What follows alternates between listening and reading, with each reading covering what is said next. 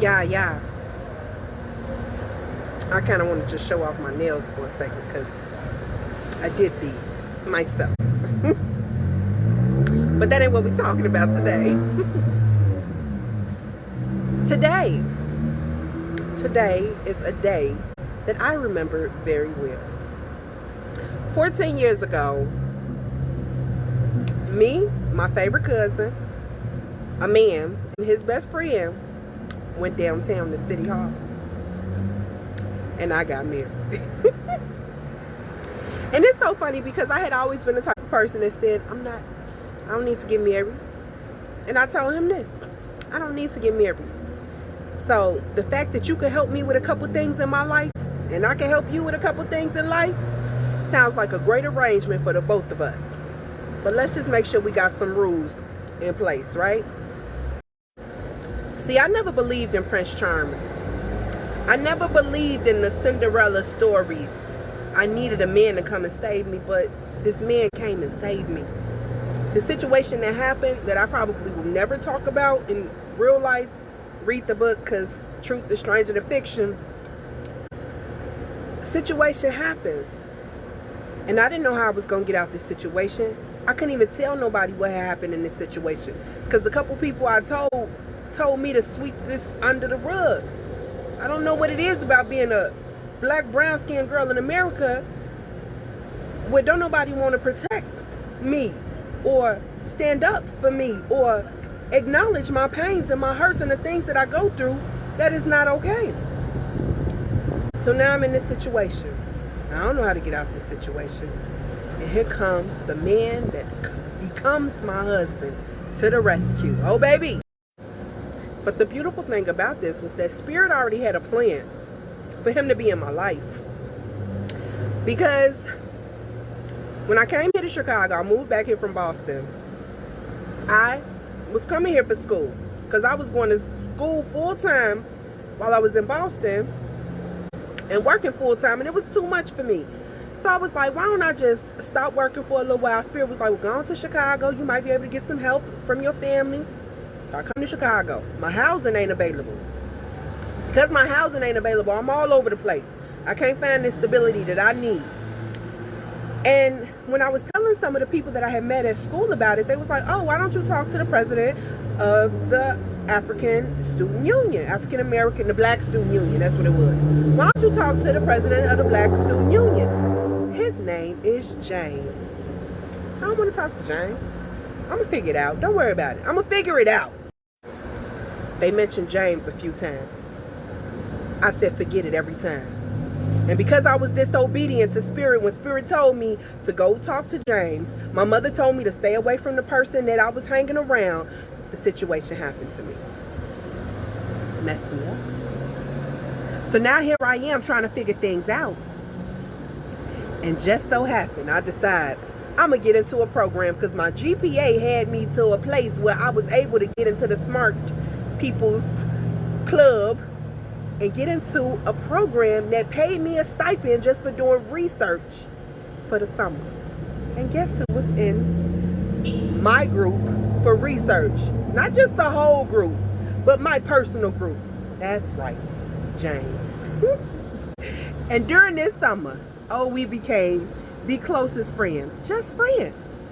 One of my best friends. And when I told him what I was going through, he came right to the rescue, like, you're not about to be dealing with this. Let me go ahead on and help you out. I'm coming right to the rescue. Let me go on over here, stand up. No, she coming with me. All this shut down. This is over. She with me. Okay. So because he helped me out of my situation, being my friend, and we decided to develop a closeness and a bond, we got married. See, every marriage ain't about love and happily ever after. Sometimes people connect because there's something that they need to do together. There's something that they need to build together. And there's some way that they're going to grow together. So he and I did so. And it was funny because we made this arrangement. Well, we wanted to deal with other people, we could. Because like I said, I never planned on getting married. But we just weren't going to give, not all access, but the arrangement don't need to be talked about. It was our arrangement. It was something that we came to an agreement on, that I agreed upon. But anyway, long story short, because we didn't feel the need to share what we was going through with anybody else, we had a lot of situations where a lot of women, because he was who he was, would create issues. Like, we would go out, have date night, go to the club, we dancing, making other people feel bad because they can't dance like me. Ready to show them how to dance. We out, we doing our thing. The other women would try to make me feel some type of way, like they had some sort of level that they was on with him, and that I should not ever feel like me and him had a special bond. I can remember one that used to send me messages. I happened to see her later in life, and it was so funny. She was so in her feelings because she kept telling me, he gonna do, you know, he's everybody else. I'm like, girl, you don't even know. He be missing all his practices to stay with me. He does my homework for me, because the situation that he brought me out of, that God used him to bring me out of, messed up my head a little bit, so I couldn't really read like I used to. So he would do my papers for me. And when he found out I was about to leave, he was crying on my lap. So whatever you've been through or whatever you heard, it ain't my situation. We ain't the same. But I digress.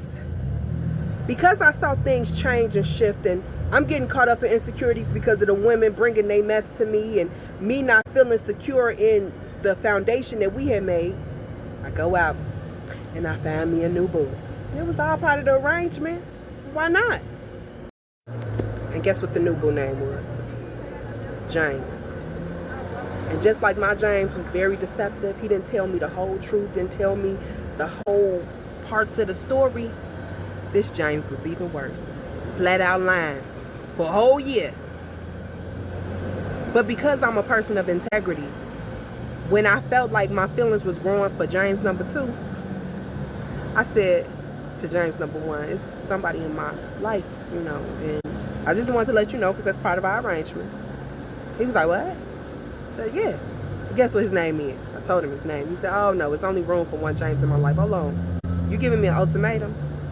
Don't give me no ultimatum when this is the arrangement that you made. You already said that this is what we was on, and now you want to make me feel bad because I operate in the ability to make my own choices. You weren't prepared for that, so now you mad? Nah, we don't do that. Because of everything I dealt with in those 2 years with those 2 James, so I'm not dealing with another James, but I do.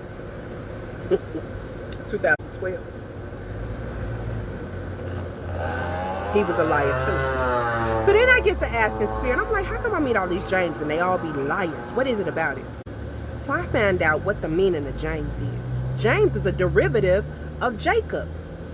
You know who Jacob was in the Bible? Jacob was the father of Israel. Let me tell you about Jacob real quick, because he was the big, all caps, he was the biggest liar. Jacob had a brother named Esau, and Esau was the big brother, so he was supposed to get the birthright and the blessing from the father, which would put him in a position to have all the riches and all of God's wonders, right?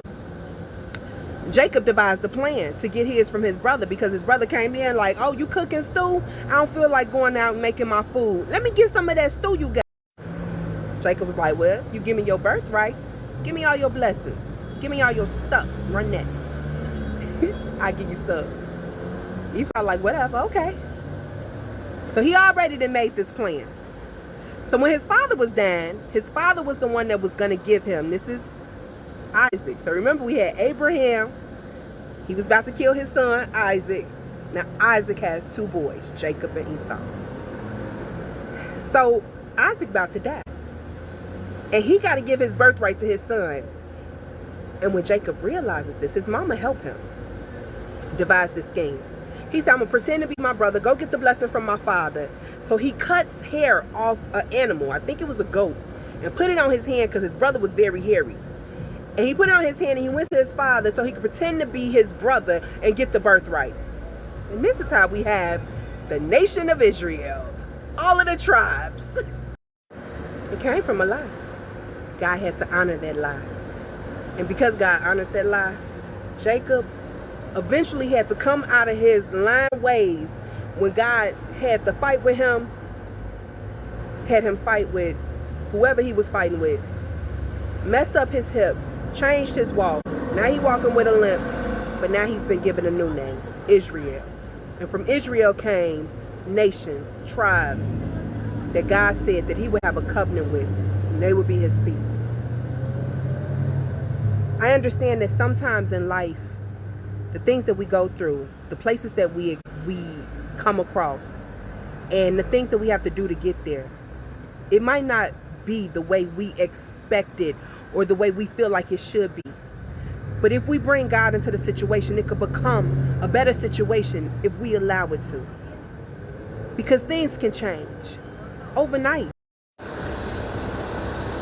It's just like James 3.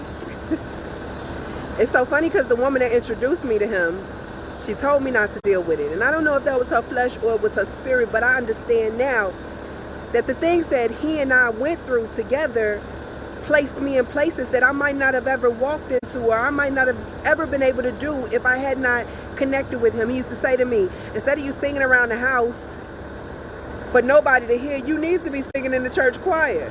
Oh, I didn't know I had a voice that other people wanted to hear. Nobody ever told me that. And whatever things that I brought into his life caused him to take me to meet his pastor, because I guess he wanted to change his life. And it's so funny because sometimes we'll have people in our lives tell us that we're not supposed to deal with people in a certain way because of their stuff, or they might not want to see us elevate, or they might see some good in a situation for us, and they don't want to see us doing better than them. But we still get to choose, because if we bring God into a situation, the good can always come out of it. So let's take it to my last and final James for the day. James 4. And this is a Bible scripture for me. James 1:27. See, with all the James that I dealt with that deceived, I come to James 1:27 in the Bible. And in that book, it tells me how I've been deceived about religion all my life. How God said it in that verse that the religion that he finds acceptable is taking care of orphans and widows in distress. Kind of like my James 1, who came to my rescue and assistance, because technically I'm an adult orphan and I have something in common with widows because ain't no man in my house.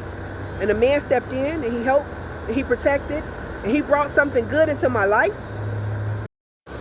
It's so easy to look at the negative aspects of people. We all fall short. We all have shortcomings.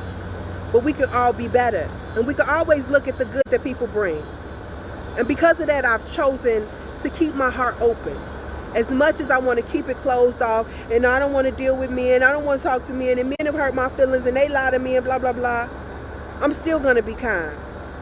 And when I'm dealing with things like my anxiety because of different issues that I've been through, I find other ways that I can use to make myself get through anxiety. Like these bracelets. I make these bracelets. Some of them have healing stones. Some of them have lava beads. And they all have grounding and healing properties. And it's so funny because now that my heart is open and I'm not holding on to my hurts anymore. Not anymore. I don't know if it's maybe my beads help me stay grounded, help me to control my emotions. Because if you look up what lava beads do, then you'll understand that they are very powerful stones. Because everything in earth, everything that God created is powerful. It's supposed to be used for good intentions. But sometimes men don't always operate in integrity, so they don't use it that way. But God's intentions are always different from men. Anyway, long story short, yesterday, my heart is open. I have these gifts on my arm. Somebody gets on my bus, talking to me. I feel his energy. He asks me for 2 of my bracelets. And I give them to him. And I'm grateful that throughout my life and all the experiences that I've been through, that I am still able to share, to open, to give, and to receive. Because without the ability to give and receive, then we have a lot of fear.